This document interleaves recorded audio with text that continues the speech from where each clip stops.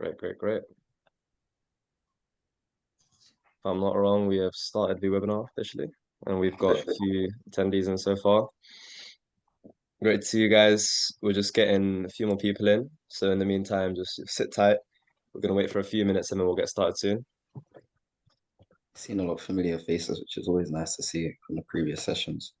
Indeed.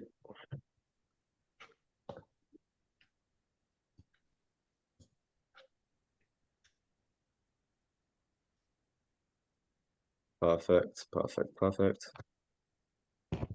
See the numbers going up slowly. Just everyone joining now. We're going to wait a few more minutes just to let the numbers fill up, and then we'll be starting very soon. So just sit tight for now. Thank you very much for joining, and I appreciate the patience. Seeing a few familiar faces as well, just like Joel said. Great to see the support. Returning guys and girls. So yeah, just a few minutes more.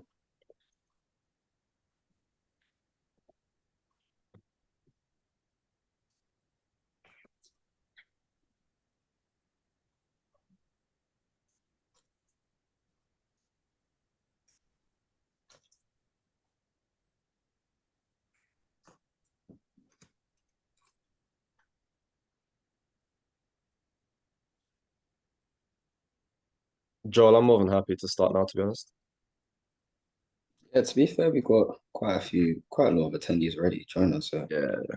I'm going to quickly change my name. Sorry for the confusion.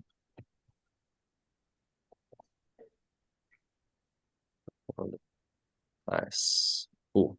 Great. I think we'll start. Firstly, a big thank you to absolutely everyone who's joined, everyone who's taken time out of their hopefully very busy summer holidays to prepare for the upcoming apprenticeship season. It's probably the biggest one yet.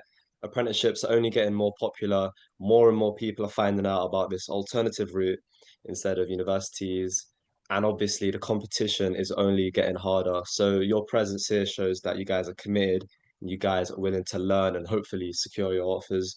So I'm joined with my co-founder, Joel Deborah, and I'm joined by two of my representatives. We've got Faisal Hamzat in law and Adamide in real estate. And I'm going to hand over to Joel, who's going to introduce himself.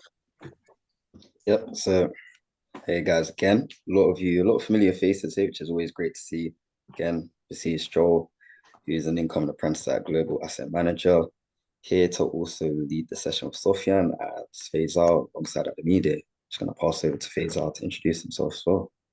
Yep. So hello everyone. If you've been here from the start, you would have, recognized me again. A little bit about me for those of you who don't know. I was a gap year student, but unfortunately I'll be starting my apprenticeship in September. Taking a gap year was also quite hard for me. But if you've been following me on socials like LinkedIn, you would have seen that, I overcame that. And today we are all going to be discussing how to ace your interviews, which I think across the board is probably all of our strong suits. So get ready to take some notes. Yeah, Adamide? so my name's Adamide. I just got an apprenticeship in the construction built environment industry. I'm going to be working at Turner& Townsend doing a quantity surveying. So if you have any questions about construct or how to ace your interviews, I'm here to help. So let's get started. Great. Thank you very much, all. And we're going to get started now. So in today's session agenda, we've got a few things we're going to cover. We're going to cover the types of interviews you can expect to go through. We're going to look at the types of questions and some effective practice too. Great. All right, starting off with types of interviews, which I'll be talking you guys through. So we have the pre-recorded HireVue telephone interview and interview with recruitment on a Zoom call or a Teams call. So with the pre-recorded HireVue, or what a lot of people like to call just HireVue, normally HireVue is the most common testing platform used for a lot of the interviews that you guys will be doing when applications open. A lot of top banks use it, and a lot of top asset managers tend to use this platform when it comes for testing candidates on a lot of strengths-based or motivational questions. And as it says here, when you record answers to set questions, there's a time limit. So when it comes to HireVue, you normally have the opportunity to do a practice session, in which case you get a taste of how the interview questions will work. There'll be a question that'll be up on the screen. They might ask you, why are you interested in asset management, for example? You might get 30 seconds to 1 minute to prep. Usually it's 1 minute. Sometimes it might be 30 seconds for companies like Bank of America. And then you'll be required to speak to the screen and answer the question.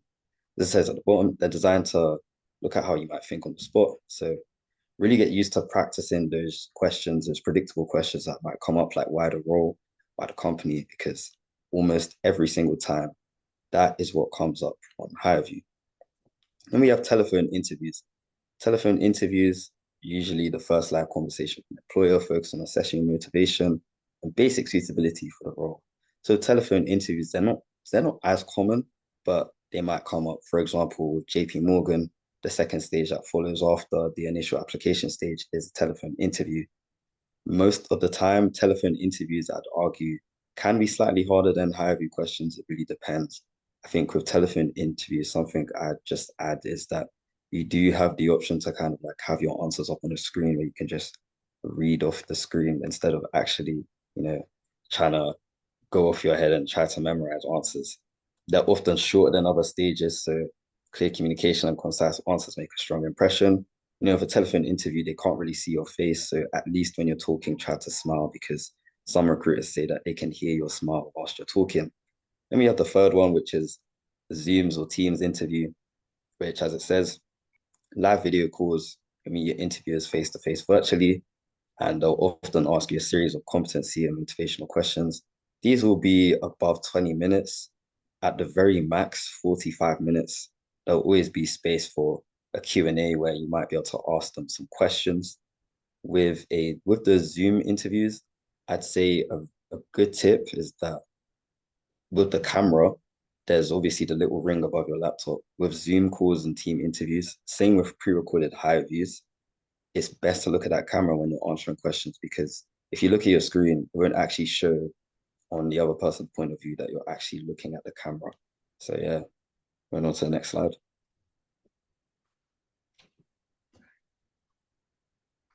So we're going to go through next the types of interview questions.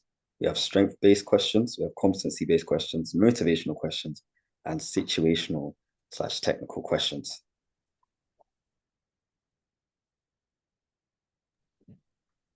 Great. I think I'll take over for strength-based questions. So some of the strength-based questions you may get asked are quite difficult, but it's really about just being able to utilize your own skills and push forward from there. So they'll ask you to highlight what you naturally enjoy and excel at and to show enthusiasm and fit for the role.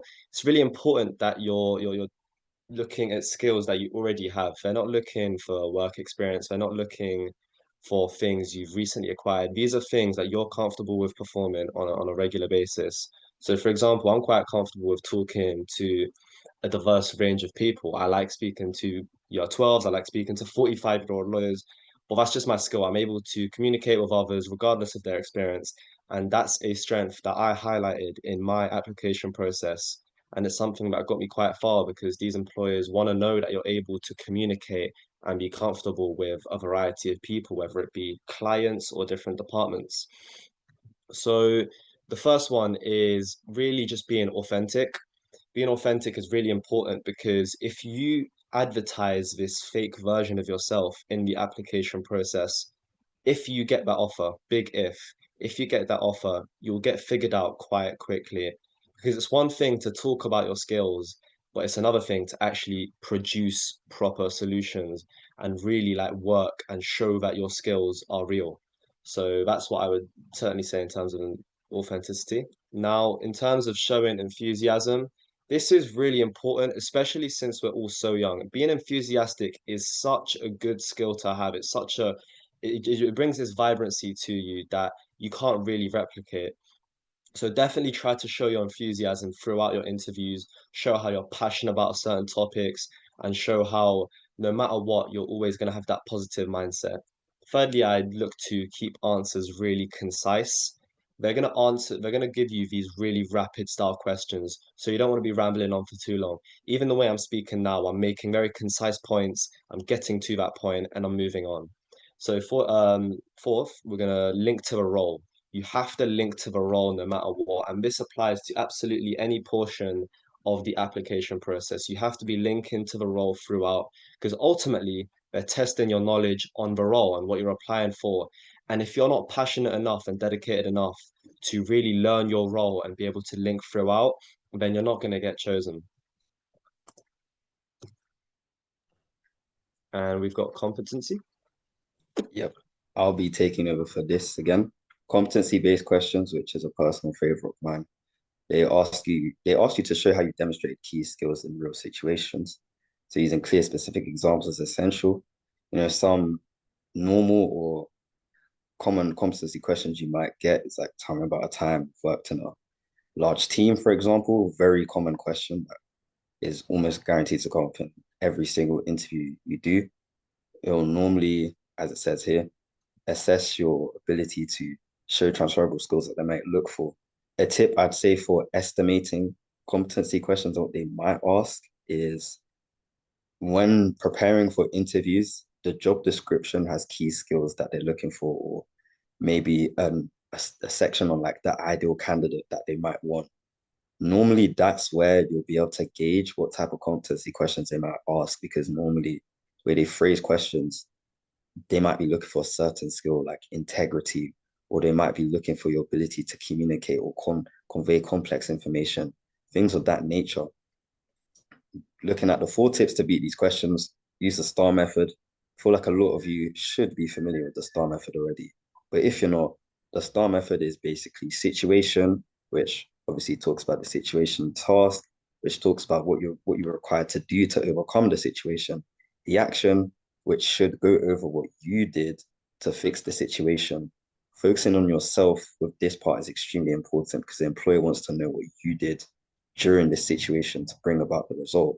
And the result, which is essentially the end, did you bring about a positive outcome, or did it not go to plan? Someone could also add with the STAR method. There's a STAR method, but there's also, some people like to add an extra R, which is reflection. Reflection is essentially where, after doing the STAR method, you reflect on the whole scenario.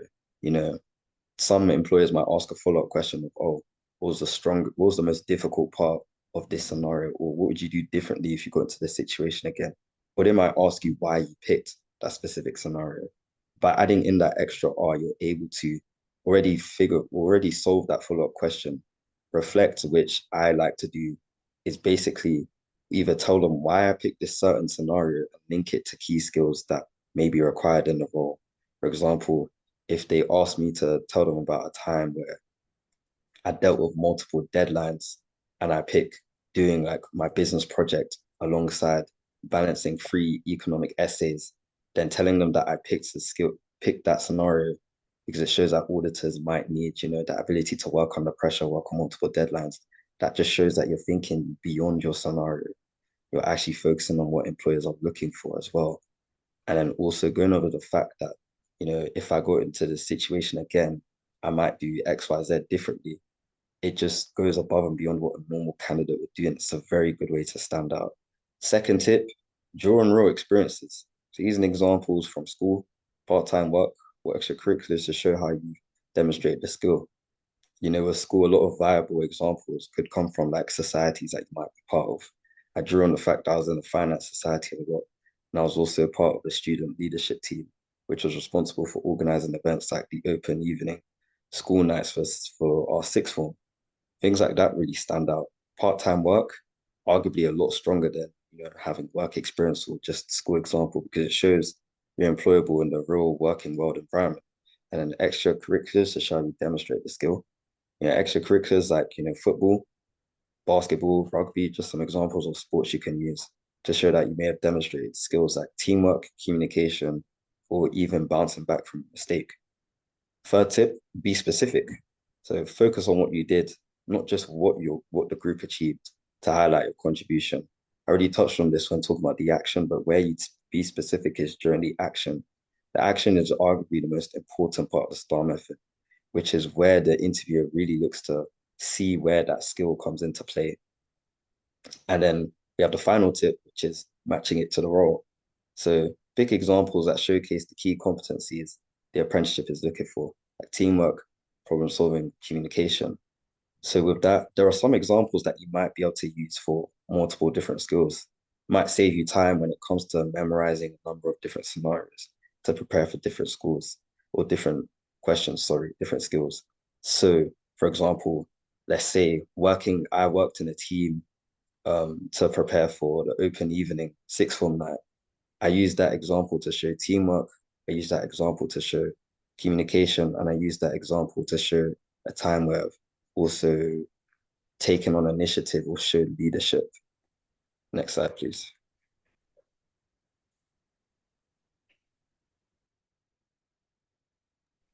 So I'm going to be talking about motivational questions and to show why I think motivational questions is probably one of the most important questions when you're asking an interview because it shows, do you really want this apprenticeship and do you show passion and genuine interest into the company? So here's the 4 tips to beat these questions. I'd say explain your why, share your personal reasons into the role. I'll give you an example. When I was in my interview, they asked me, why are you interested in the built environment? I said that I have a passion for helping people and I want to work on projects where it benefits the community. So I linked that to my personal community where I've done charity work.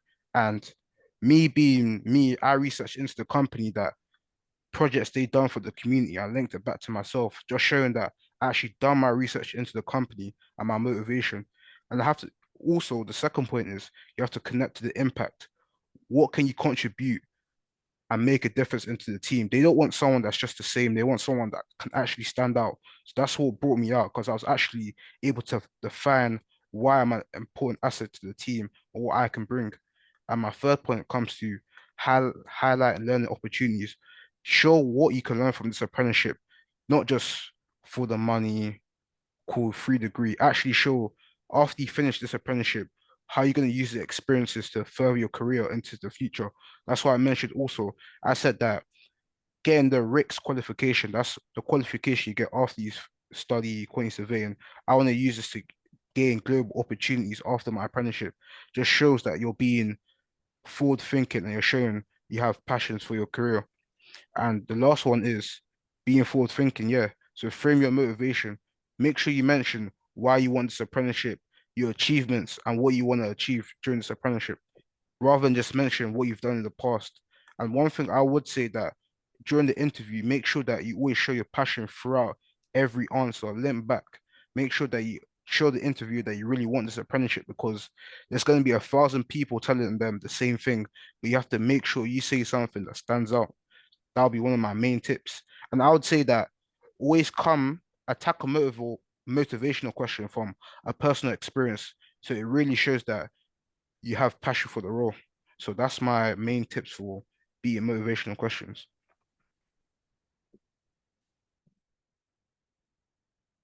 Great. Situation and technical. Yep. So now that we've got situational and technical questions as well. Motivational questions are important, but so are situational and technical. And these ones are a bit more specific in terms of your approach, right? Situational and technical questions test how you approach challenges and apply your knowledge. So clear thinking, structured answers, and demonstrating problem-solving skills are naturally pivotal to your success in these questions. Now, the main 4 tips to beat these questions is number 1, thinking ahead. Specifically for situational questions, describe how you would handle a hypothetical challenge clearly and logically. Now, the best way to be clear and to be logical is to not waffle. And the best way to not waffle is to be succinct and think ahead for your answers, right? If you're having to describe a situation or describe a time when, don't speak about X, Y, and Z. Cut out all the fluff. Only speak about all the points relevant to what the question is actually asking. And typically, when you're just saying describe a situation when you did, when you showcase this value or you showcase leadership, for example, they're always going to want to focus specifically on the leadership part. If you are going to talk a bit more extensively about one part, make sure it is the part speaking about leadership. Number 2, this goes hand in hand. Be structured. Use a step-by-step approach to explain not only your reasoning, but also your problem-solving process. Now, Ademide also mentioned something about how they don't just care about everyone else, they want to know about you. This is exactly this part, even more so. Now, you want to make sure that they can clearly understand how you got to that thought process or how you got to you then doing the action, because they want to be able to almost simulate how you think into the role that you're applying for. If you're someone who may take a lot of time to make decisions, then maybe working in a fast-paced financial auditing role might not be for you.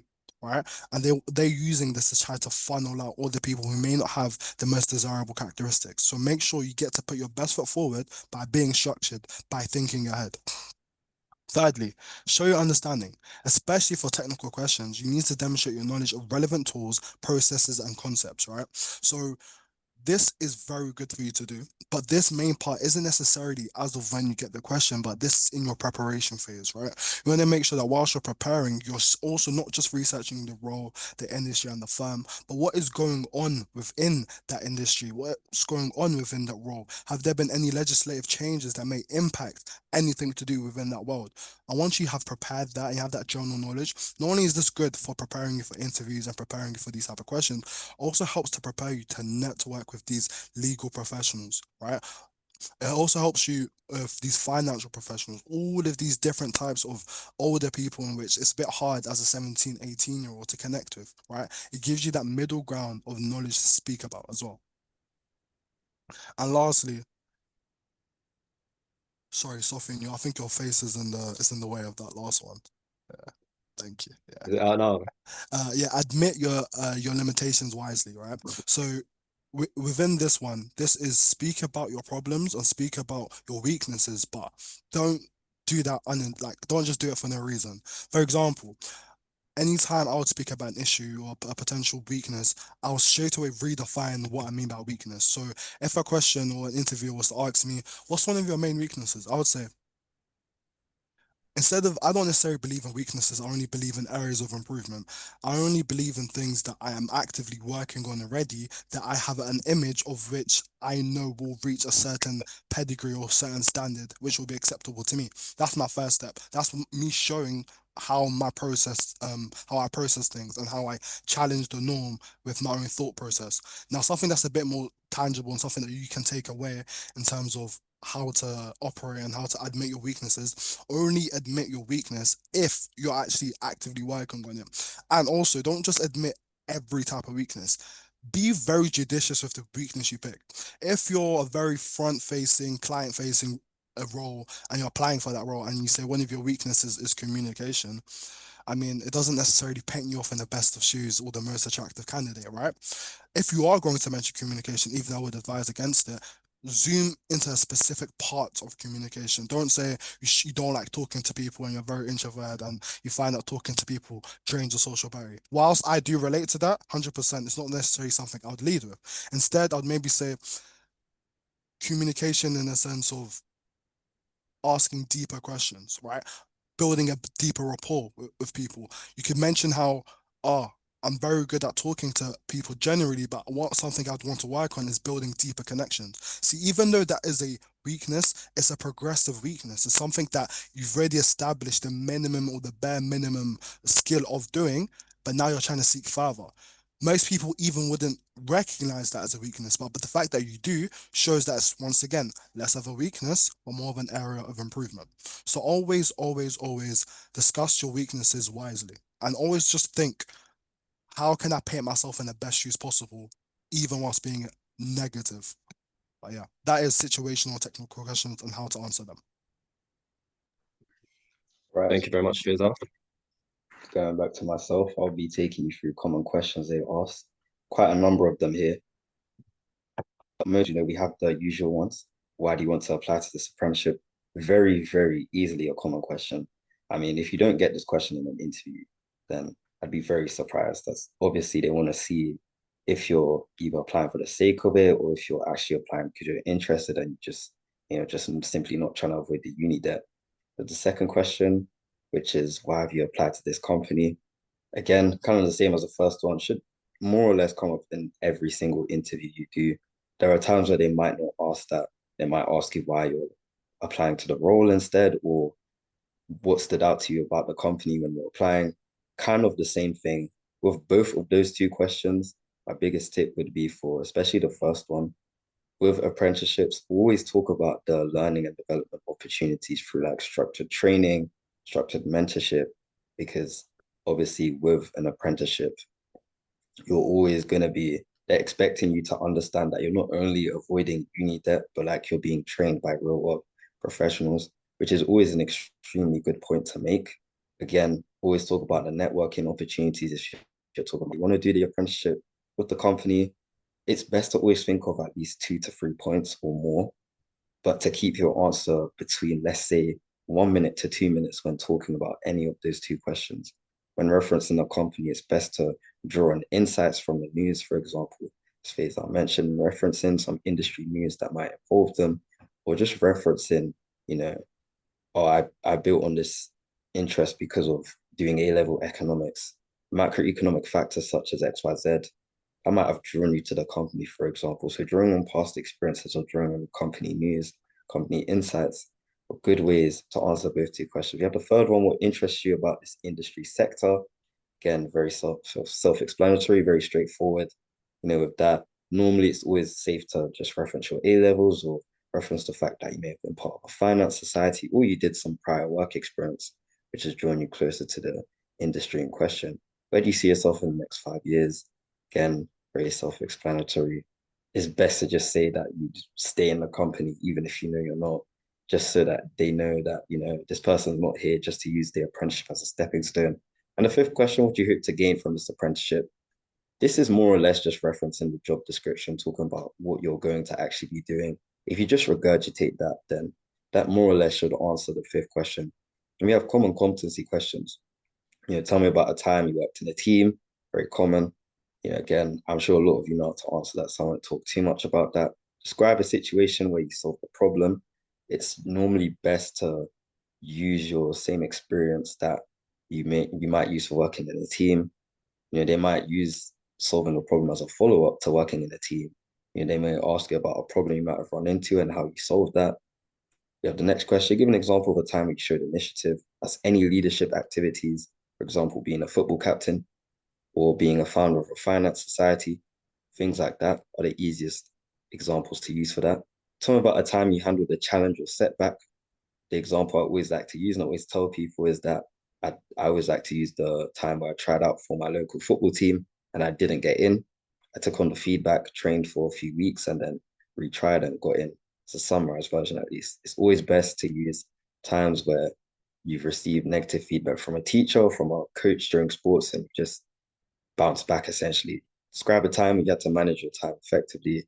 Pretty self-explanatory. It's best to use a time when you balance multiple deadlines like a project and exams. And moving on to strength-based questions, what are your greatest strengths? Don't really need to go through that. Again, best to just pick 3 of your biggest strengths and talk about that during on prior experiences from school or any sort of work experience. What kind of tasks do you enjoy most? This is normally just, they're trying to see how you are as a person, any extracurriculars you might enjoy doing. I always like to say I enjoy helping people and then I link it to my finance society. Very easy way to answer that. What kind of work environment helps you perform best? Less common question, but it could potentially come up.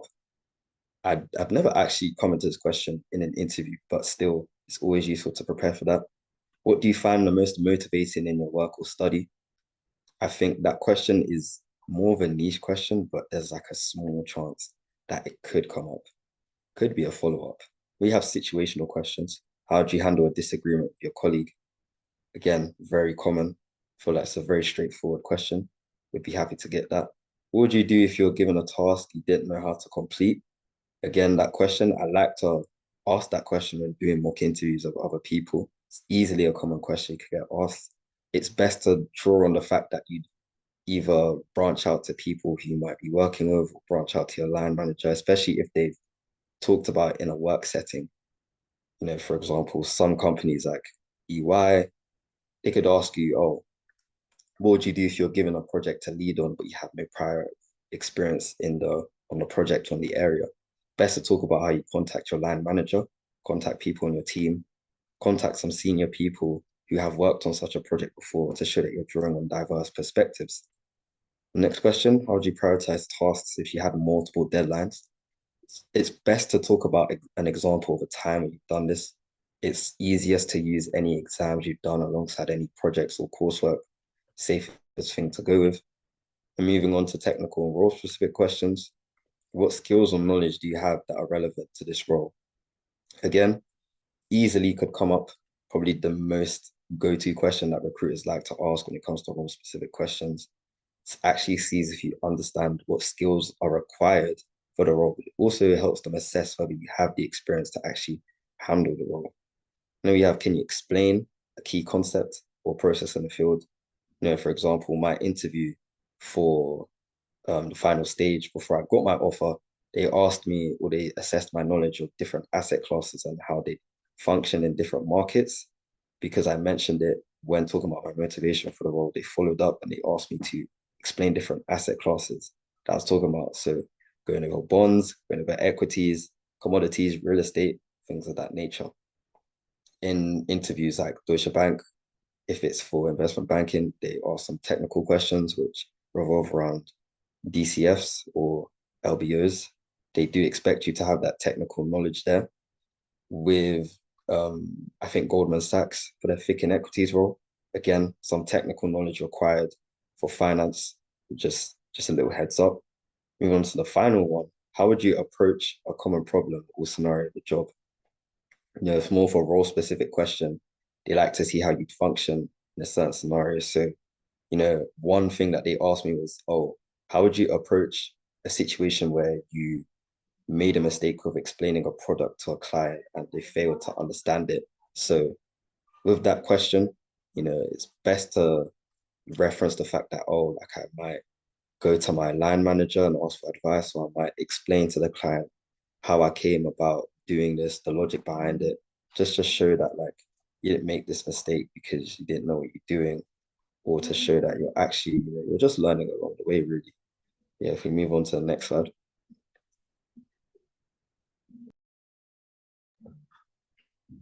So we'll now be covering some elite tips for interviews. Then as part of the masterclass, we'll rotate between each other and we'll essentially drop our golden nuggets, and this will not be repeated. So do take notes because Yeah. these that will only be saying once. Yeah, great. So yeah, I think we'll just get started. So here are our top interview techniques to stand out. I'll start with me and then we'll go to Joel and then Faisal and Adamide. I'd say my top technique to stand out is make the interview a conversation. You want to make your interview a dialogue. You want it to be flowing. You don't really want to be like speaking in blocks. You don't want to just have like, you don't want to just like give a question, get a question and then just give an answer, get a question. You don't want that repetitiveness. You really want that flow so you can make sure that you're really personalizing with the interviewer as much as possible. So that's my top technique to stand out. For myself, I would say the biggest thing that made me stand out was just carrying myself in a confident way. So simple things such as dressing good, having your hair freshly done, you know, for the boys, having a fresh trim, if that really makes a difference. I mean, if you look good, then you're gonna feel good.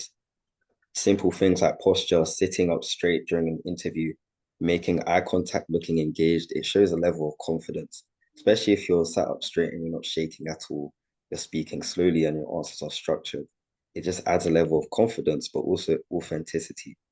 And another thing I'd add is that, especially when speaking, actually vocalize yourself properly because clarity plays a huge part in making yourself an attractive candidate to an employer when they're looking for who they might want to hire.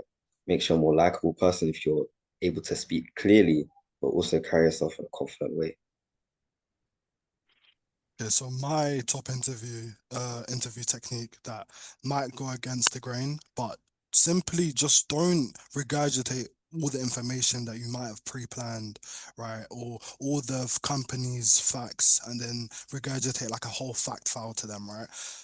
A very one thing that I tell people that they're quite surprised about is I've never like pre-planned anything to say or have a script before interviews because one, to go back to what Sophie was saying, it makes the conversation more rigid, right? You want it to be free flowing, right? You want it to be comfortable, right? And the best way to do that is simply go into the interview understanding the role and having obviously some type of understanding, but don't just go in trying to list as many facts as you know. It will have you stressed. And if you're stressed, you're not going to be able to perform your best, right? And each time you forget that one data point from 2015 about one recent project initiative, right? And you forget that, it's going to further stress you out. And what stress does is simply just inhibits you from being your best. So take that all away. And the best way to take that all away is have less things going into your brain and more things coming out or out of your brain by speaking. Yeah, my last tip would be this is very important for interviews. When you answer a question, take them through how you solved the problem, not what you just did. So it actually sees how you think and your thought process. Because the interviewer wants to know, are you able to solve problems? Can you solve complex situations if we give you this task? They want to see how you think through each problem. Are you someone that just quits straight away, or are you someone that has complex thinking and just thinks through the process? And that's what I'd say. That's what brought me to get my role because I just showed my thought process and each experience. When they asked me, for example, how did you do this project? How did you stand out? I made sure I went through every single detail to make sure they understand what I was doing. So that would be my last tip. And my last tip would be just be yourself. It's cliche, but they don't want someone, they're working with you every day. They want to be someone that they could talk to you in the office about anything. Because at the end of the day, we're all human. We're not just some machines coming to work, working a 9 to 5. So I'll just say smile and just walk into the interview. Thank you very much, you guys. So secondly, the most effective ways to prepare for interviews beforehand. I'm going to stress something right now, and I want all of you guys to write this down. You don't really need to know the core information about the history of the company. You don't need to know what year they were founded and the founder's name. And these, like, it's not a history test. What you should know is what's relevant to your role. So I'll give you an example. In terms of law, if you're going to apply into a law firm, you should know what practice areas they have, what departments and industries they're most involved in, because that is relevant to you. You don't really need to know these random facts like, oh, it was incepted in 1948 and they have offices in 13 countries. It's relevant information. It's not a multiple choice test. They're looking at your ability to research beforehand. They never say this, they never really tell you research beforehand, but they'll expect it. They'll expect you to show up to that interview with core knowledge of both the firm and the industry. And that goes for absolutely any industry you guys are applying for, whether it be tech, law, finance, or engineering. So make sure that you are clued up. Your commercial knowledge is very, very important. Also, I would like to talk about examples and situations because, as we discussed previously in terms of common questions, those common questions we showed you, guarantee will show up. Guarantee. I can put money on it. They will show up. What I'd recommend all of you guys do when you leave today and when you do come to prepare for your apprenticeship applications is that you find situations that will apply to those questions. So if you get asked a question about teamwork, you should already have a scenario from whether it be work or your extracurricular or just your personal life that you can instantly relate to that question. There should be no buffer time, no delay. You shouldn't really give any ifs and buts. You should just know this situation can apply here, whether it be adaptability, responsibility, teamwork. You should have this research done beforehand. And this is what I personally did to make sure that regardless of the question I got, I was never really like caught out in a way because I always had something to apply to. It really just gives yourself a bit of an ease in terms of that workload coming into the interview. Because you know, when you enter that interview and he asks you about a time where you showed adaptability, you don't have to worry and struggle about a certain question. How do I answer it? And just waffle. You can get straight to it with an exact example. And from there on, it becomes much easier. So that's what I'd urge all of you guys doing. Uh, Great tips. I definitely echo what Sofian just said. As for myself, personally, the most effective ways to prepare for interviews is to actually just experience doing the interviews. Doing mock interviews, I can't stress enough, is like probably one of the single biggest, most valuable things one can do before any form of interview. Simply asking someone to do a mock interview with you could be your family, friend, could be your family, could be teachers, could be your own peers. Asking them to interview you based on questions that could commonly come up is it's the most effective way to emulate the experience. You'll feel the same sort of nervousness that you might feel when going into an interview. You'll feel the same sort of pressure, especially if it's with a mentor that you might have, someone that you don't really speak to. I did mock interviews all the time up until around December to really master interviews. I'd say with mock interviews, it's really good because you can get feedback on the spot. People can tell you what you're doing wrong. Additionally, I'd also add that you could, with HireVues, the best way to get good at HireVues is to practice recording yourself on your phone and just speak to yourself. Answer common questions that might come up, play back the recording, watch the recording, listen to where your voice might sound monotone, listen to where you might have slipped up, and then just, keep on going again and again until you're used to talking to a screen. It's especially best to do it on phone because with a phone, easy to record. Everyone has a phone. You could use your laptop. It might be more difficult. So yeah, I'd say that's my personal biggest tips to prepare for an interview beforehand. Passing over to Faisal. So yeah, literally just add on about preparation for interviews, and I feel like a lot of questions I receive personally about how to prepare. I've always been a quite confident person in my personality and my ability to one talk and communicate with people, but I wasn't always like this, right? The best way to prepare is to firstly be comfortable, right? And stress, as I mentioned earlier, will always get in the way of you being comfortable, always get in the way of you saying all the things you need to say. So, once again, touch on what Sofian said about treating the interview like a conversation. I echo something very similar. And I always treat whether that be a video interview or in real life one, as a FaceTime call with one of my friends who just happens to be more successful than me, right? I want to get to know them more. I ask them questions mid-interview as well, because in my head, it's not an interview. It's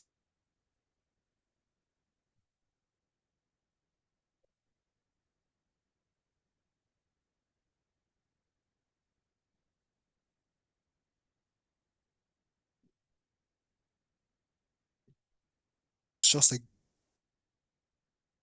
law. And round doors open doesn't always mean that that door is going to be your door, right? So I take that going into the interview, that even though I'm quite confident in myself in hopefully getting the offer from the interview stage, but also understanding that this interview can be an interview for me to simply learn what it is I like, what it is I don't like, and what it is there's still things for me to improve on or for me to know.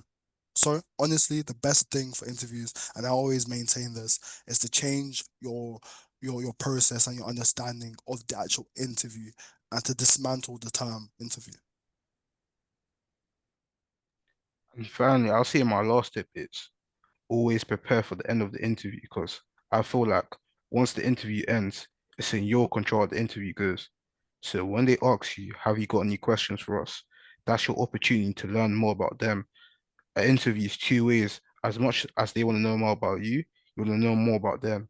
So typical questions I ask is, what do you do? How's your journey been here? How did you make it into this firm? And usually a lot of interviewers just like to talk about their life. And once you've got someone talking about themselves, just know that you're in there. And after that, ask a very important question. What's the biggest challenges an apprentice will face during the first 6 months of being an apprentice? And they usually give a long explanation what a lot of people face. And my last question would be, this is kind of a risk, but I like to take it.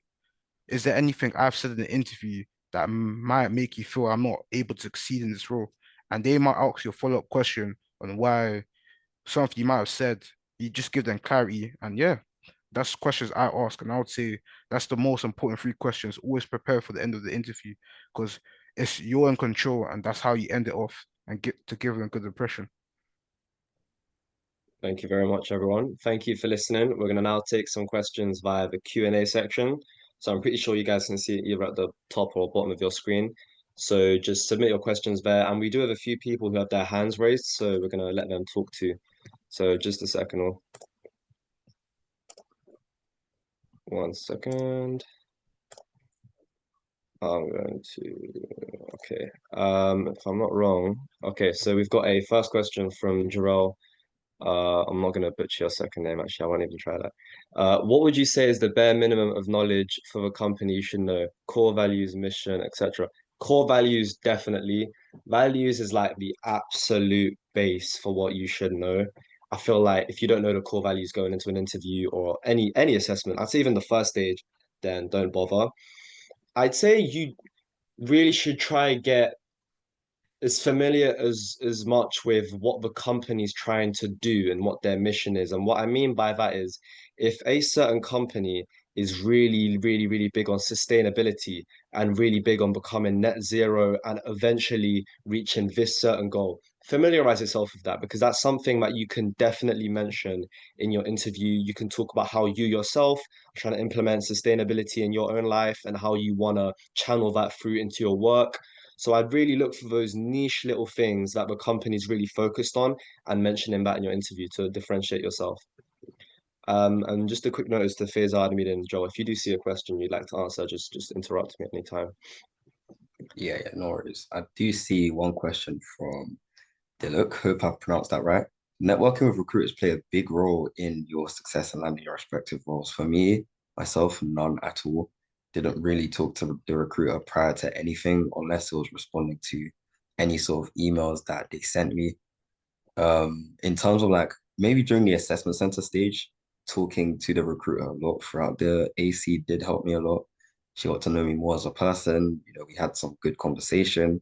She asked me how I was feeling during the assessment center, and I gave her a very good answer, which she was very impressed with. I think that played a huge part in me getting my offer. Open to anyone else to also answer that question, but for me, it didn't really hugely impact my Yeah, success. yeah, definitely. Mhm. I'm just gonna see who raised their hand real quick, and I should be able to let them speak actually. So we've got Kyle Rico, who's raised his hand, so I'm gonna let you talk. Yeah, your mic should be on. You should be able to speak now.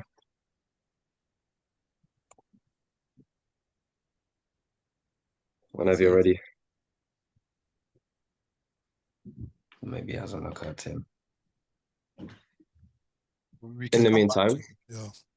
yeah, in the meantime, we'll answer another question. So we've got Saad Arshad. I think this is actually dedicated towards Adamida, if you'd like to answer that question. 1 second, let me bring up the question. The question, I'll read it out. In terms of construction, what are the best things to discuss apart from their projects and sustainability, environment, etc.? That's the question. That's, I see that's a very hard question because construction is actually based on sustainability and projects.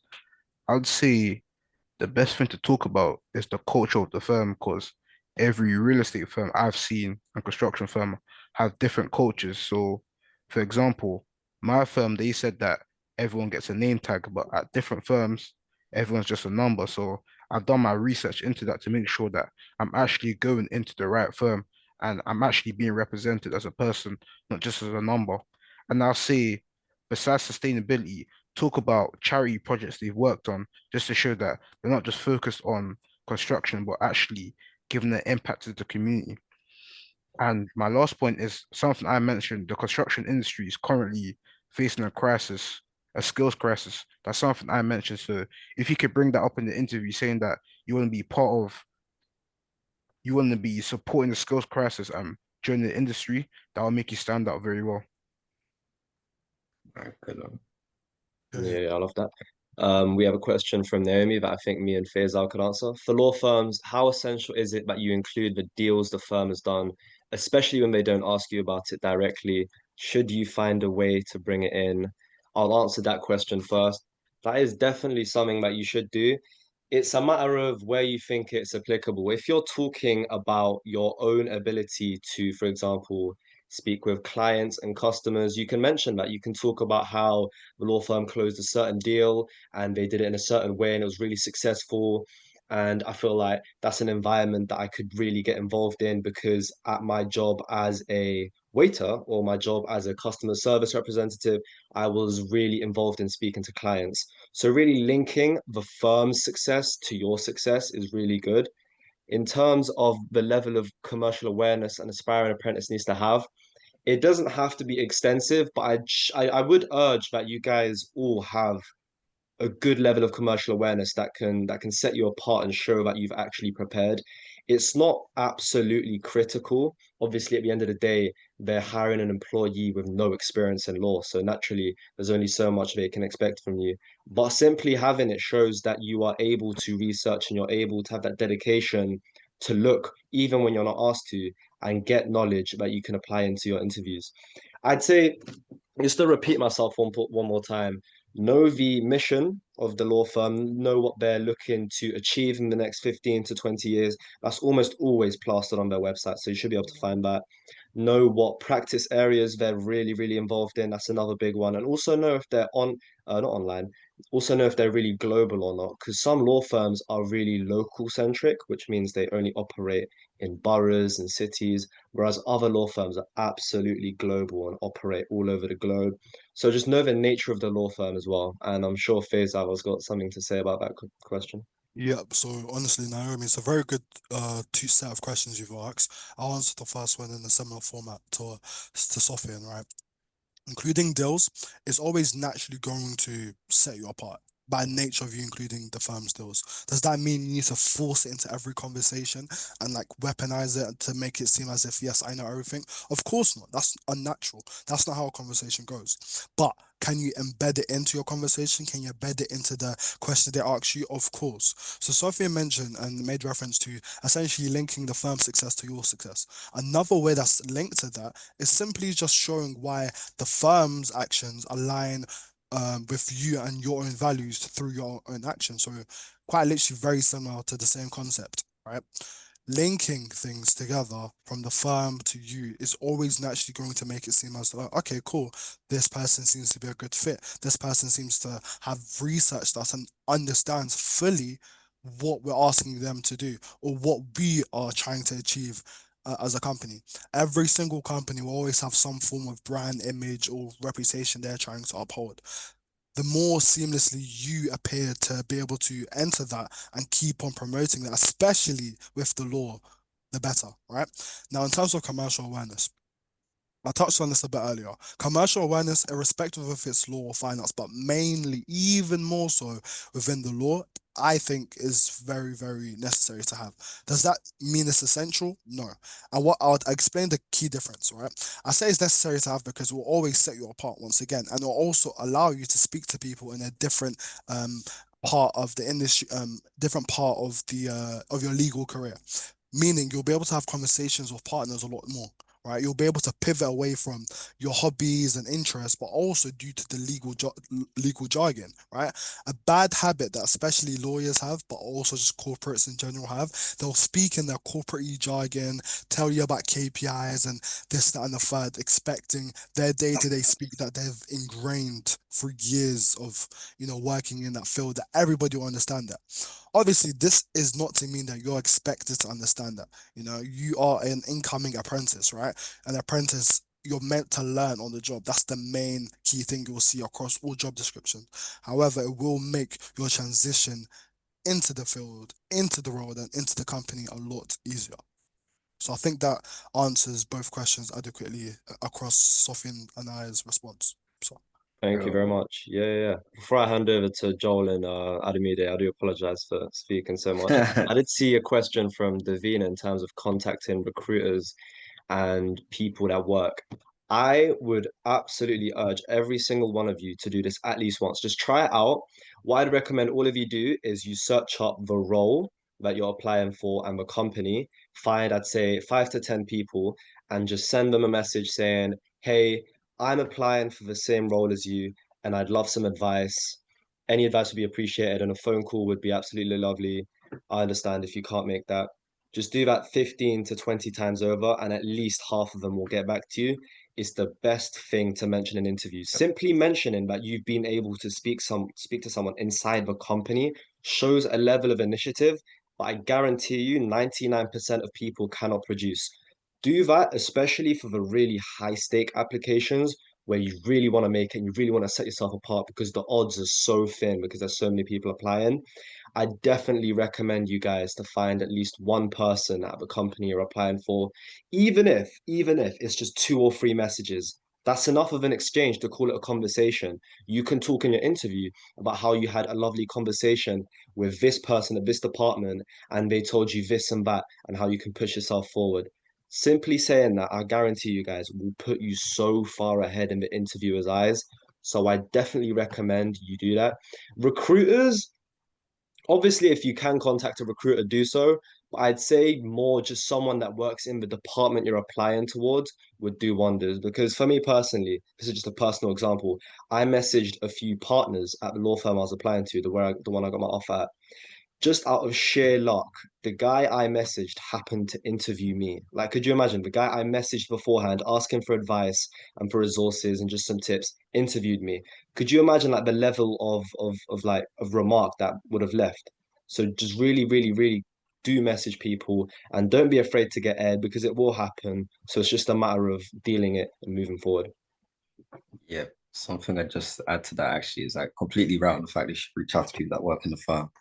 When before getting my offer, I reached out to someone who worked at the company who was working in a similar role to me. Actually, that ended up leading to a phone call with three current apprentices at the firm I'm joining. They gave me essentially a good overview of my role that I was applying to, tips that they use to stand out, and tips that, the recruiter normally wouldn't talk about. They told me what the recruiters are looking for, who they're looking for at the firm in terms of characteristics. And it just happened to be by chance that when walking into my assessment center, normally you might get a session where you get to have a Q&A with current apprentices. All three of the people who were on the call were at the assessment center. So walking into the assessment center, I knew all of the current apprentices there. They were very familiar with me, which left a good impression on me as well, because the recruiter saw that, they knew me prior, which helped me stand out already at the start of the assessment center. So I hope that answers that question. I had a question from Adam as well. Would you recommend handling the interview as if it were a conversation, or should a high degree of professionalism be maintained? To be fair, I feel like it's a preference thing. It depends on how you like to do interviews. Personally, for me, I like to make it a conversation at the start or at the end of the interview. Normally you walk into an interview room, they might ask you, "Oh, how are you doing? How's your commute here?" That's where I like to turn it into a conversation, maybe make a few jokes that are somewhat professional, jokes that would make in the workplace, things of that nature. But throughout the interview, staying professional to show that, I can make small talk and be funny, but when it comes down to business, like I can actually maintain professionalism. It's always best to mix between both, just to show that, you're actually a human being who can alternate between different personalities.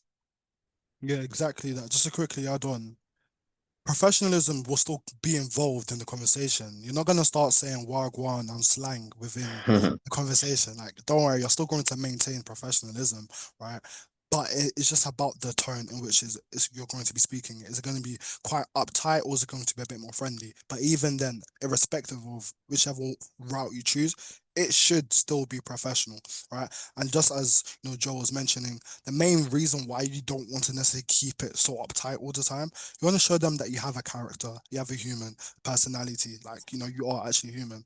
So if you're going to say as a conversation and you're struggling as to whether or not the levels of professionalism, think about if you was to invite this person onto a coffee chat and you're trying to get more information out of them.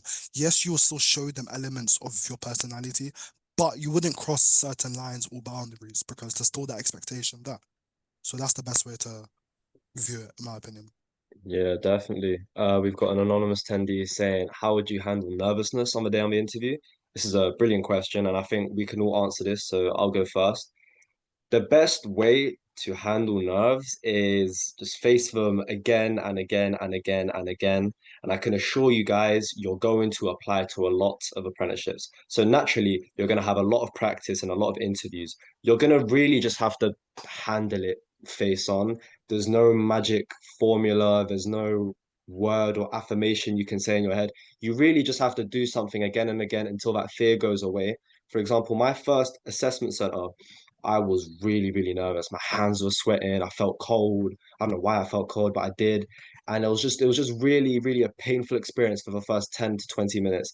And then you just get into the flow and you really just start getting comfortable and it becomes better. That's really the only way I can explain it. The second assessment center was better. The third was even better. And the fourth, I got my third offer. So it's really just a matter of getting yourself in that uncomfortable environment over and over again until you're accustomed to it. Because honestly, those nerves are good. Those nerves are telling you that something is up for stake, that something is important and you have to perform. So take those nerves and channel it into your dialogue, channel it into your performance. That's really the best way I can explain it.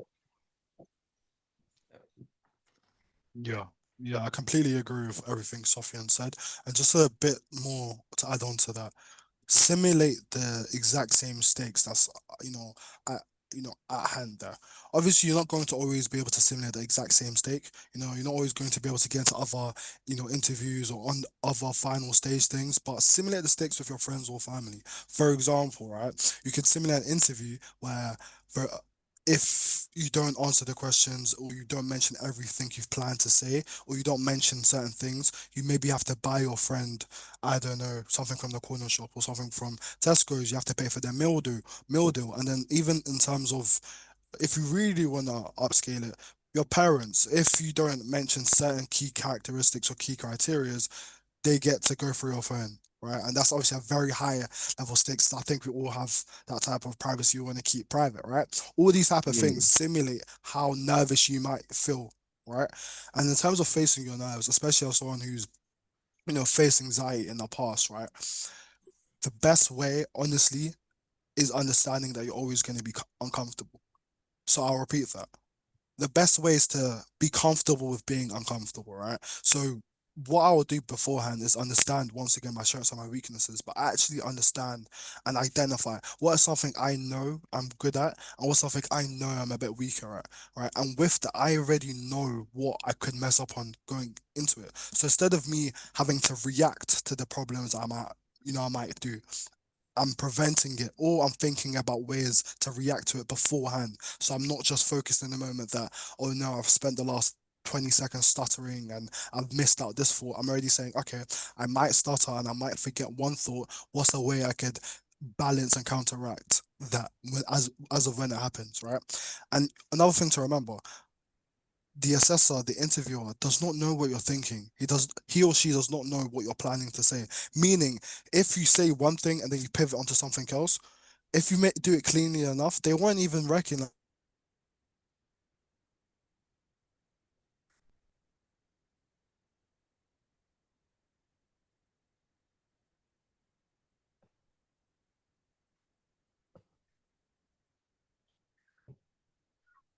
mm.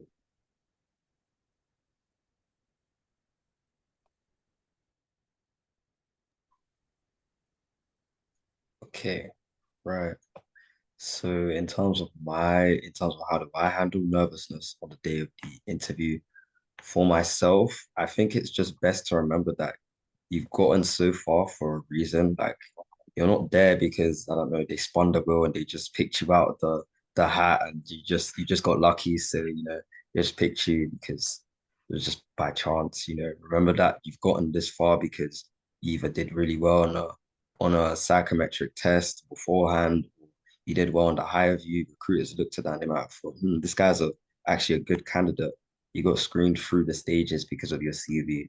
So acknowledging the fact that you deserve to be here helps you deal a lot with, like, let's say, imposter syndrome if you're in an assessment center, and lots of people might be bragging about the fact that, oh yeah, this is my fourth assessment center.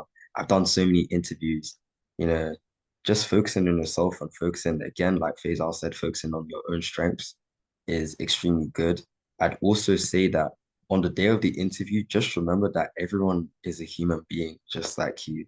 It's really, really simple, but don't view people as like just because they have a title attached to them doesn't mean they're not another human being, just like you.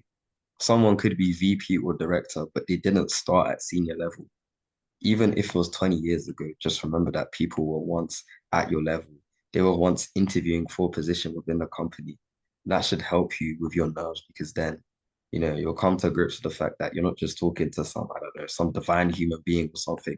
You're actually talking to just a regular human being who's in a grown man's body. So that's how I handle my nerves. I'm impulsive to the media now. Yeah, just touching up on what Joel said. Like, for me, I just know my man that I deserve to be here because all the hard work I put in, knowing that I've passed the CV stage, the psychometric tests, the online video interview. So now I'm at the assessment center. There's a reason why I'm here. So I feel like when you enter the interview, just relax and keep in your mind that you deserve to be here and all your hard work will pay off. And I'll just say that just go with the flow. The interviewers, like I mentioned before, they're human. As you're getting to know them, you should, as you're getting to know them, they're getting to know you. So just build that conversation and just get to know them, answer the questions. And if you're scared about a question or you don't know how to answer it, just say, could you please give me some time so I can think about this question? Or can we come back to this question? I've said that before in interviews and it's helped. And it's a little trick I do. If you don't know a question, just drink water for 5 seconds just to clear your thoughts. So yeah, that's my way to handle nerves. Good Yeah, advice. brilliant answers. Thank you very much, guys. Really quickly, what is commercial awareness? Faisal, do you wanna really quickly define that one? You're on mute, you're on mute, you're Oh, on mute. thank you, Yeah, thank you. yeah, nice, Yeah, nice, so nice, nice. commercial awareness, right? A lot of people complicate it, but it's very simple. It's just simply the process in which businesses, what is the process that businesses do and what are they currently doing within the political, social political landscape, right? So what is a business currently working on? What are their recent projects? What are their recent initiatives? How did the business get to where they are? All of these things all come under commercial awareness, but then that's just the micro lens. There's also the macro lens. So what's going on genuinely? What has the government introduced? What policies have they implemented that will impact the industry? Commercial awareness is simply the act of just being aware of what's going on within the political landscape. Now, ways to stay commercially aware, you can use podcasts. Most firms have some type of podcast where they discuss what they do. You can read the news. You can read certain types of books that literally help you in terms of what to focus on as well. But commercial awareness in and of itself is very simple and it doesn't need to be extensive, especially at this stage. Yeah, definitely. Thank you very much. We've got a question from Hamid Wahid, which I think everyone else can answer. How would you recommend handling questions you don't know how to answer? Number one, don't lie. Definitely don't lie. Firstly, it's quite easy to tell if someone's lying, especially when they're not familiar about the topic. So definitely don't lie. Asking for more context is possible, but don't ask for too much to the point where it's like almost like asking for help. So I definitely say, oh, could you rephrase that for me? Or could you just say that a little bit differently so I can understand better? Do ask for help. I'm definitely not saying like don't ask for help, or just make sure that you're finding that balance between being inquisitive but not literally asking like what do you mean by that? So yeah, if you guys want to say anything or Yeah, I'd say when it comes to like a question you don't know how to answer, it depends on the nature of the question. Because if it's a motivational or strengths-based question that you don't know how to answer, then you might be in a bit of trouble because those are like questions that you should basically know like the back of your hand. If it if it's a thing where, okay, on the very off chance you genuinely don't know how to answer a motivational or strengths-based question, the best strategy, which I've never had to use, but something which I would recommend saying is like, oh, telling the recruiter, oh, could you give me a bit more time to think about a good response to the question? Or some other people who I know have used the response of, oh, this is a really good question. Could you just give me a few seconds to think about a good response to this question? It buys you a bit of time, but I really would recommend, especially for like or motivational strength-based questions, already having an answer prepared because they expect you to have one prepared. What I just mentioned works more for situational or competency-based questions or technical questions because those are obviously more thought-provoking questions that might require you to think more. I don't know if anyone has anything to add, but that's my answer to the question. I've got one more thing. It's a bit more of a bold approach, but it's something I have done. One thing about me is I'm always going to make sure I am comfortable enough to speak, even if that does mean redefining the question or changing the landscape or changing the terrain of what the question is actually asking. As long as I'm essentially still answering the main principle of the question, that's what I try to do. So if the actual question topic is something that I'm a bit wary of or haven't done enough research or simply just don't know how to answer it, I'll just try to redefine what the question means. I'll try to poke holes at the question's importance and then maybe say, That's a valid question. But considering X factor, wouldn't the most important question actually be this, and then answering that? Because once again, to backpedal to what we said earlier, a lot of these questions isn't necessarily just in finding what you're actually answering the question with, but your process, how you're thinking, how you're getting from A to B, all right, to learn more about you. So that's what I do. Great. If no one has anything to add, we've got quite a few questions that are directed at recruiters. How would one connect with recruiters before the interview? Like what to ask on LinkedIn? Um, I mean, as Adamide has said in the main chat, some recruiters might not reply just to keep the interview process fair. Trust me, I've tried this 9 times out of 10. You probably won't get a response. Sometimes, I mean, on LinkedIn, you can connect with them just so that they can look at your profile. You know, some of my recruiters, or I say my recruiters, but some of the recruiters I've had for final interviews or any interview in general have looked at my LinkedIn before and they've asked me questions about it. So connecting with them could actually be a good thing. Don't expect a response on LinkedIn though. Sometimes they might respond through emails, you know, if they email you about, I don't know, like, you know, during a final stage interview, you might be sent a bunch of details about how the assessment day will go, what to wear, what to expect, things of that nature. Sometimes just asking them about the assessment day, the assessment center stage. Sometimes recruiters might phone call you beforehand to check if you're like ready for the process. It's a good chance to connect with the recruiter, make some small talk. It's also a chance for them to get to know you. That might be one of the only ways you'll be able to connect with recruiters. It's quite uncommon to do this to like a strong extent or huge extent before the final stage interview though. And another question which was directed at me, what did I say in response to my recruiter's question? I'm guessing you're referring to the time where they asked me how I felt during the assessment center. I simply just told them that I don't really feel nervous because I know that I deserve to be here based on the fact that I've gone through previous stages. I then said to them that whatever happens, happens because at the end of the day, I've given the assessment center my best shot. And that's really the best thing I can do. I think that was like, that really did impress the recruiter because it shows that like, even if I did get rejected, which I mean, I didn't, and it shows that like I'm willing to take on any feedback with in a professional manner. So with when recruiters do ask that, have a sort of like mature stance to it that even if, you know, it doesn't go to plan, you know, you're happy with or you're content with what happens because you know you've gotten this far for a reason. I think that answers that question quite well.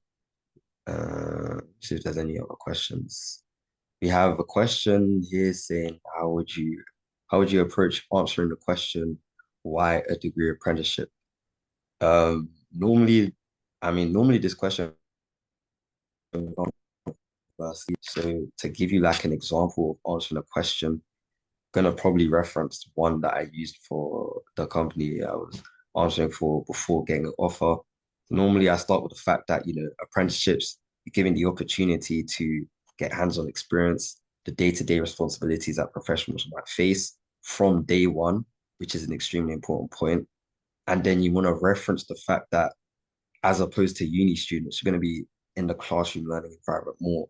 So that means you're not getting that hands-on experience. In fact, you might be learning modules that are actually irrelevant to the world of work, a huge disadvantage that universities have as opposed to apprenticeships. And then you might want to delve specifically into the role in question.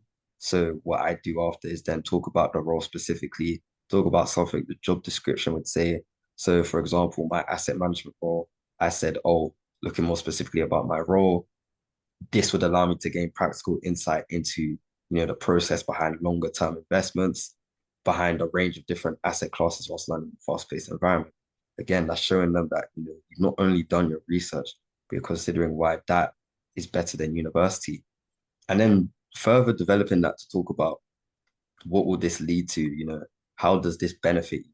So something I'd say is like a quick response to that or a quick follow-up to that is saying, oh, by doing XYZ, this will allow me to gain foundational knowledge in XYZ. Again, referencing the job description, referencing what typically someone within the world of investments would do. And then, you know, have a second point ready as well. Have at least 2 to 3 points again for that question. So then I'd go on to say, oh, additionally, something with apprenticeships you really want to mention, talking about the structured training and mentorship that your apprenticeship program might offer. This is like guaranteed. You're always going to have structured training. You're always going to have structured mentorship. Otherwise, it wouldn't be an apprenticeship in the first place. You want to draw on that, and then you want to mention that it will teach you the essential skills needed to thrive within, that professional environment in the future, especially at like, if you're applying for the Big Four, saying an industry leading firm in professional services, again, just shows that knowledge. And then you want to finally say that, oh, unlike university, doing an apprenticeship at XYZ allows me to study towards an industry level qualification. So, my asset manager, I'd be talking about the CISI, or talk about the fact that in the future, it acts as a pipeline to allow me to work towards the CFA much faster than someone at university would. So with that structured approach, you should pretty much be able to nail that question all the time, guaranteed. Hopefully that answers that question. We Thank have you another. very much, Joe. Yep. Yeah, yeah, yeah. I am looking at a question in regards to passion and not making yourself sound like a bragger. I'd definitely say that just because you're not speaking about something corporate or something that's not necessarily relevant to the role, it doesn't mean that it's not beneficial. So if you have something that you're really passionate about, for example, I really love aviation and I have a passion for planes, I have a passion for that engineering and logistics side of aviation. I spoke about that with passion, and it absolutely did not make myself sound like a bragger. And it's showing your enthusiasm and it's showing your ability to have interests outside of work. They want to know that they're hiring someone who's a human being, not just a robot that does the work they want to do, goes home, sleeps, and comes back. They want to know you're a human being who has passions and is able to invoke those emotions when needed. And a really good way to do that is speaking about your passions, whether it be sport or just a hobby that you have outside of work. So, absolutely not. You can most definitely speak about your passions without making yourself sound like a bragger or you're doing too much. I think the term doing too much is a bit of a like a chronically online term that people use. I feel like we should really like normalize like just being enthusiastic and passionate about something. I feel like it's some for whatever reason it's a bit weird to like have a passion or like a certain thing or enjoy a certain niche. It's more than fine to show yourself and be you, be yourself, just as Adamide said. So that would be my response. Yeah, and just to add on to that, sorry, hello? Oh, And just yeah, to add on to that, right?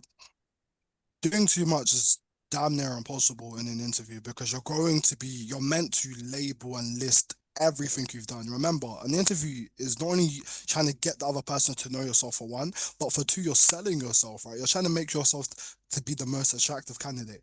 And if you're so bogged on trying to thinking about, am I saying too much? Am I doing too much? Am I bragging? You're just going to limit yourself, right? So the best thing is just to say as much as possible. Now, that will be the last question I answer for today. I just want to say a big thank you to Ademide, Joel, and Sofian. Make sure, guys, to tune in for the next week's session of this, which I think is the last one as yeah, well. Yep. definitely, yeah, yeah, Yeah. yeah. And if you have any questions you'd like to ask me about specifically to do with gap years, obviously my LinkedIn is there, but please do make sure to look in for next week's one. And Thank you it's very much, Faisal. an honor for being here. Thank you, everyone. Yeah. Thank you, Appreciate Hazel. it.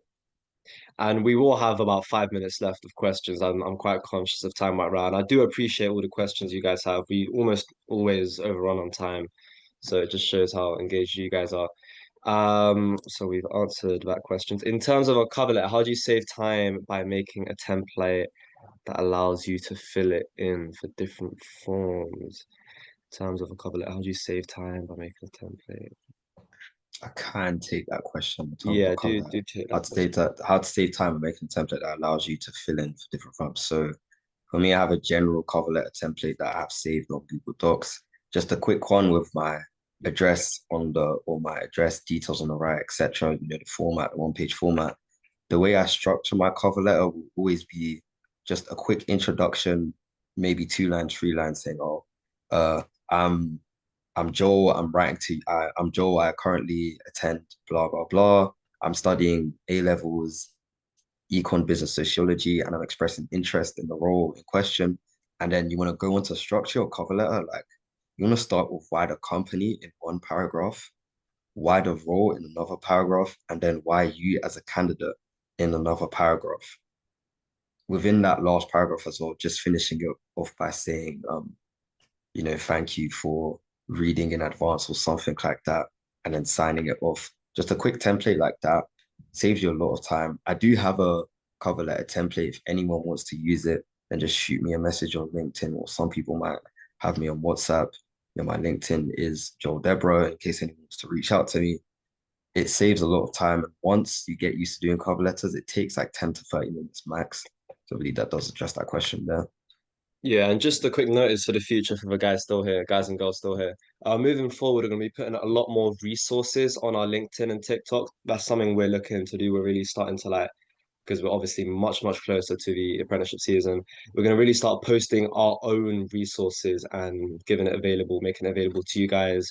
For example, trackers or websites, or as Joel said. So yeah, are you more likely to secure the role after making it to the final interview stage, or is it still relatively competitive? I'd say you could argue it's more competitive later on because what you tend to find is, especially when you get to those assessment centers, absolutely everyone is completely capable. No one who makes it that far has like a big reason to get rejected. And what that means is you have to really, really, really make an effort to differentiate yourself and make yourself as likable as possible. So, and also just a quick note, don't like fuss over the statistics too much because that's something that I found myself doing, just calculating, oh, if they held this many assessment centers, that means there's this many people left and the odds of this and that. It absolutely doesn't help you. It's just a waste of time. It's unnecessary, just a workload in your brain. So really just focus on yourself and increasing your odds as much as possible instead of calculating whether or not it's easier to get through after this certain stage or not. So that would be my answer. Yeah, I would add on to that. So with that, once you do get to the later stages, at this point, I wouldn't really worry about the competition because, just it's better to just worry about you yourself as a candidate. So in terms of, let's say, securing a role, you make it to the final stage. My final assessment center had 12 people, but it was split up into different roles. There were 4 people per role. One was portfolio management, one was global product solutions, one was compliance. The odds don't really matter, especially if people are in the AC for different roles. It's just about how you as your candidate stand out, especially in terms of characteristics, because for everyone to make it this far to this point, you have the knowledge, about what the job description says, you might know about recent news, but are you as a candidate a likable character that they can imagine working with? That's the real question you should be asking yourself. It's sometimes good to network with your other candidates. I always say to myself that I view my candidates as teammates rather than people I'm competing with. I actually teamed up with another candidate during my group task in order to get my offer during, that stage of the assessment center. We teamed up and we ended up just agreeing with what we said, which allowed us to both score very highly in the group task because we just bandwagon off what we were saying. Don't view your candidates as enemies necessarily because you never know who'd be willing to help you actually secure your offer. Hopefully that does answer that question. We had another question from someone saying, would you need a personal statement? Nope, never. If any companies ever ask you for a personal statement, that's very abnormal. I mean, it probably won't happen. So yeah, you will always need a CV and potentially a cover letter, very common, but never ever a personal statement all you need for apprenticeship application. So Yeah, thank you very much, guys. And just so I can make this clear once more, we're gonna upload the presentations. We do put the recordings on YouTube. I want to urge that now. I get a lot of messages saying, where are the recordings? Where can I access it? It's on YouTube. Just search up The Apprentice Room and you should find the full recording. Captions are there. You can scroll to wherever you want. We will also put the presentation on LinkedIn and we will look towards either a shared file or just post them a link straight on there. Thank you very much for staying for what is now nearly 90 minutes of just straight information. Listen, guys, it's the third of the 4 sessions. The fact you've made it this far and you're this willing to learn shows a level of dedication that, quite frankly, I haven't seen before. And I can assure you, on behalf of Joel and Adamide too, like we're really impressed by the level of engagement we're seeing, the messages we're receiving, and also just the thoughtful questions that we're getting, because we're seeing some really high level intellectual questions from you guys, and you haven't even applied at all. So thank you very much. And I'm sure Joel and Adimide might want to give a closing statement too. Yep.